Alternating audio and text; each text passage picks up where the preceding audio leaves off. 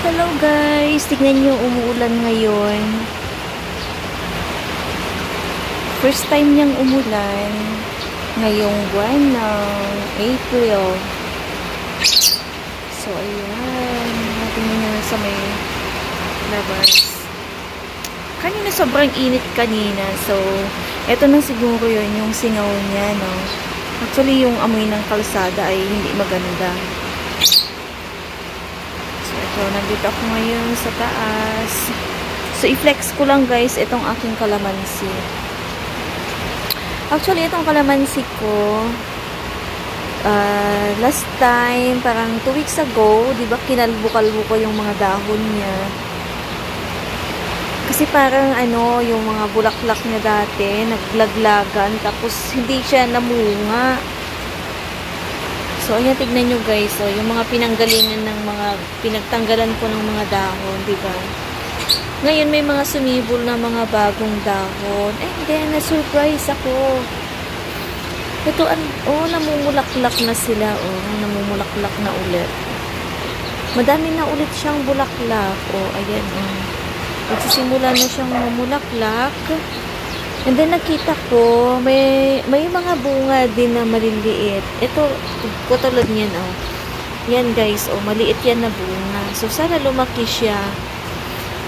Sana hindi na siya malaglag. So, dito, may mga bulaklak dyan, ayan. So, pag kayo, guys, may mga puno kayo ng kalamansi na ganito, at ayaw mamunga, o kaya parang nagtatampo o nalalaglag yung kanyang mga bunga, kalbuhin ninyo guys. Tanggalan nyo siya ng dahon. Pero wag naman yung talagang kalbo na kalbo, ha. Mag-iwan kayo kahit paano ng dahon. And then magugulat kayo after 2 weeks or mga kahit isang buwan, makita nyo ang dami na niyang bulaklak. So yan, flex ko lang dito kasi biglang umulan ba. So, ayan, masaya sila kasi nadinig nilang umulan. Tapos, medyo lumamig ang pwesto nila. So, ayun, may pagkain silang watermelon. Ayan.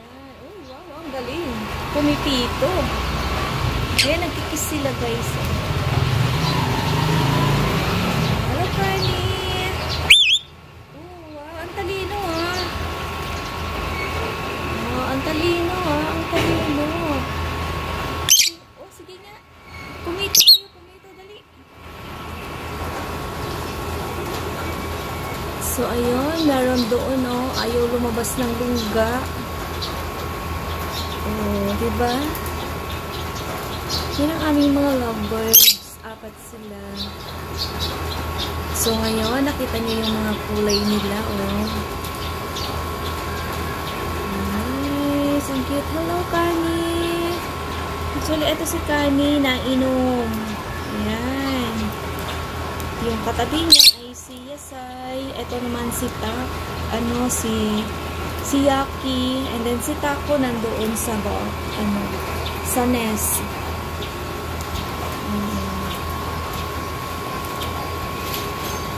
Napit lang nila, no? See, ang happy nila, ang happy. Happy sila kasi umulan. Pero sayang hindi niya nila kasal. Humina na din.